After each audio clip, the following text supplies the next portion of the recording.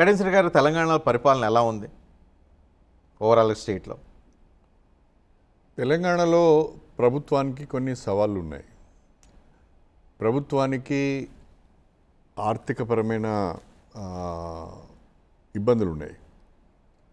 రెండవది, కేంద్రంలో ఉన్న ప్రభుత్వం నుంచి కూడా పూర్తి సహకారం అందడం లేదు. ఈ పరిస్థితులలో ముఖ్యమంత్రి గారు ఒక రకంగా ఏమంటారు, సాము చేసినట్టుగానే చేస్తున్నాడు. ప్రస్తుత పరిస్థితులలో గత ప్రభుత్వం అమలు చేసిన సంక్షేమ పథకాలతో పాటు మరికొన్ని సంక్షేమ పథకాలను కూడా ఈరోజు రాష్ట్రంలో కాంగ్రెస్ ప్రభుత్వం అమలు చేస్తుంది. 6 గ్యారెంటీలు అమలు చేయట్లేదేమోనని. 6 గ్యారెంటీలలో భాగమే కదా ఇవన్నీ. ఇప్పుడు మహాలక్ష్మి పథకము, ఉచితంగా ఆర్టీసీ బస్సులు కానీ, ఇందిరమ్మ ఇండ్లు కానీ, లేదా మనం ఈరోజు ఇచ్చే గృహజ్యోతి కానీ, తర్వాత రైతులకు రుణమాఫీ కానీ, రైతులకు రైతు భరోసా కానీ, ఇవన్నీ 6 గ్యారెంటీ.